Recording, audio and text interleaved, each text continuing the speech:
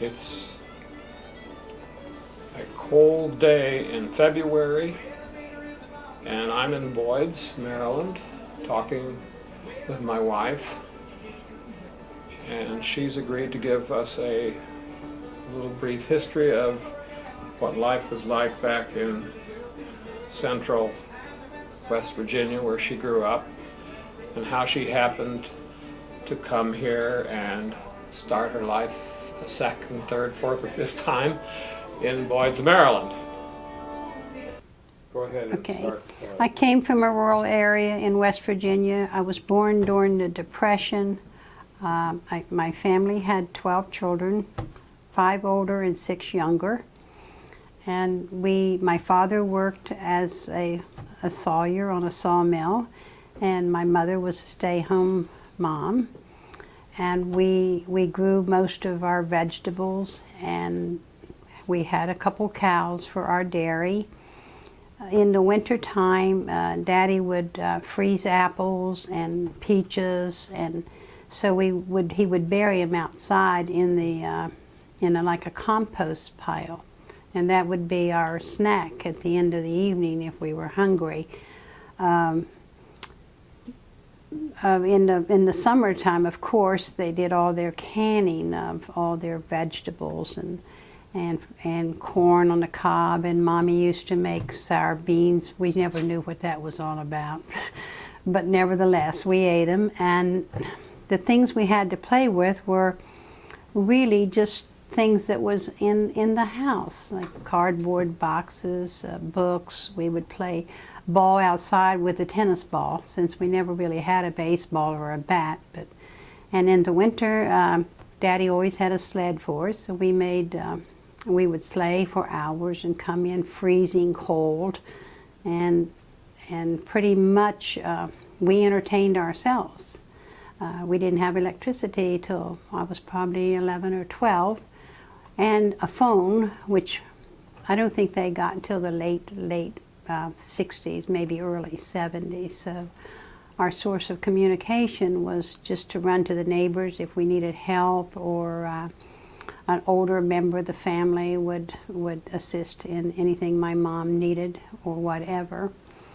You were what part of the family? You were where in the family? There were 5 older and 6 younger.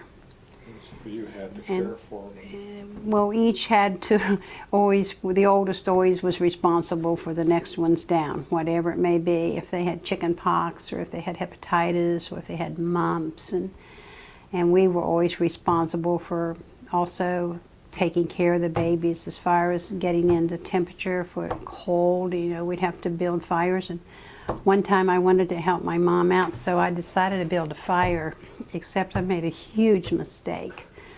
There was 2 cans of 1 can of gasoline and 1 can of kerosene that sat out in the well house. And so I grabbed the gasoline, and I built this wonderful fire, and I threw this gasoline in the stove, and it went whoo! Fortunately, when you're a kid, you can jump, and I did jump. And everything was fine, but these were the kind of things you wonder how you survived. I learned to shoot a gun when I was like 13. I shot an apple off of a tree, and I was pretty impressed with that. So, you know, it was difficult times and fun times, actually. We didn't know we were poor. We really didn't know we were poor. I learned when I was poor when I went off from a little one-room school to a high school. And we rode the bus for 30 miles, and we sang on the bus, and we were allowed to socialize, you know, and often the bus driver, whom weighed about 500 pounds, he didn't have the energy to get up and grab us, so we could pretty much get away with whatever we wished.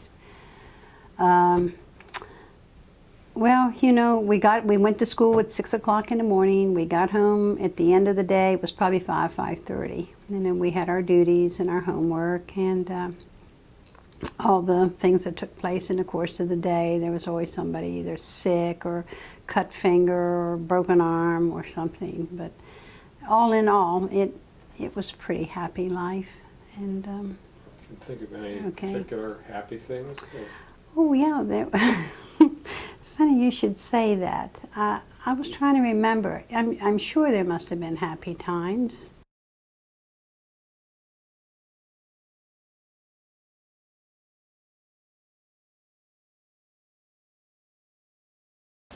I'm trying just to remember where I should start off. My earliest memory would be I was about 3 years old, and playing with the older kids, and there was always somebody to look after us. And when we had to go pick berries or fall and slide and spill all of our berries and cry all the way home. But anyway, I started at elementary school at a one-room school at 5 or 6 years old. And when I was in 8th grade, I became a janitor, and I used to get up early and go build the fires in this cold, one room with sinks to clean and outside toilets to clean. And I made $19 for that whole year. I was so impressed. That was my first job. After that, graduating from 8th grade, I went to a high school that was 30 miles away.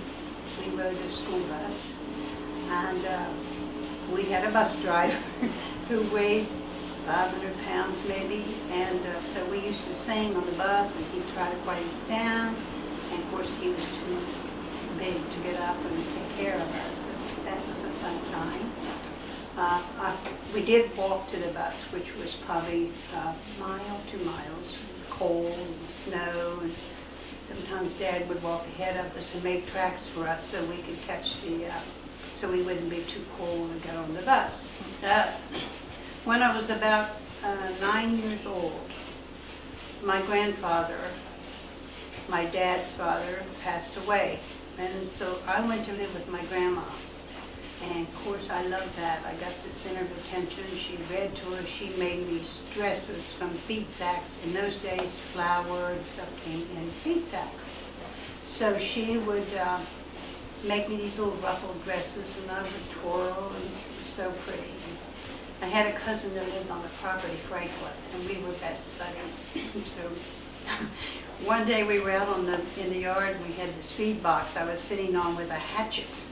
And Grandma came out, and she says, "What are you children doing with that hatchet?" She spoke German and Swiss.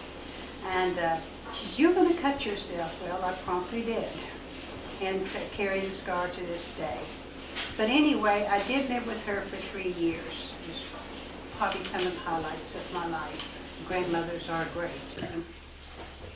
Well, anyway, I lived with my grandmother, as I said, for that length of time. And then when I went to high school, my first job was I babysat for a family. And I would go after school and watch the kids, and I stayed there all week, and on Friday I would catch the bus home and then go back on Monday. And I did that for that year. And then my second year or third year of high school, I worked in a restaurant. So I was always trying to make money. But anyway, I got approached by a magazine crew. And this guy said to me, "Oh, you can travel all over, you can see the world, you'll make money, you'll save money." And I had to get Mom and Dad to sign for me to do that, which I look back and think, oh my God. But anyway, we traveled all over, selling door to door, knocking on doors, and of course had this long spiel that we were going to win a trip to South America, and could they help us? And we got points for every magazine they bought. I've often wondered if they ever got those magazines.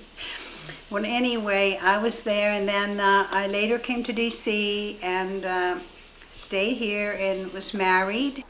The first marriage, I had 3 children, Kenny, Jeff, and Gina. And we divorced, tragically. And then I remarried John Haley, who was from Bethesda, and we had 2 boys together. Well, I lived in D.C., and I worked at Normandy Farms. It was a French restaurant. And I met this lady, and she says, "You'd be good at that." And I went out there, and I was the youngest. You had to be 21. You had to be 21 in order to work. And of course, I was about 24 at 5 at this time, and my boss George says, you got to bring your birth certificate in. I don't believe you're that old. But anyway, that worked, and actually, I met John Haley there. He was, came to go into the Army, and he was 4F or arthritis or a bad shoulder or something. He played football for Michigan. And so we got together and we got married. And how I got to D.C., I guess I came here for work, because living in West Virginia, there was no work. You know, there wasn't anything you could do. I was tired of being a janitor. But anyway, then after I divorced John, I needed to make a living. So I knew this gentleman who said, you know, Heather, I think you'd be great in the cleaning service. And you know what? There's a need for that. And he was with the State Department. And so he was always used to servants and drivers because, you know, they lived in the Orient and the Philippines and all. And so I thought, well, maybe that's not a bad idea.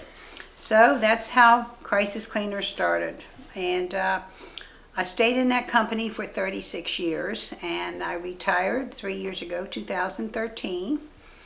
And I'm now, you know, living in Boyd's. I'm married to Eskew. And anyway, I remember Franklin. One of the fun things I do remember about Franklin, he worked so hard. I don't remember how he earned the money to save $80 to buy a bicycle. And that's how he taught me to ride that bicycle.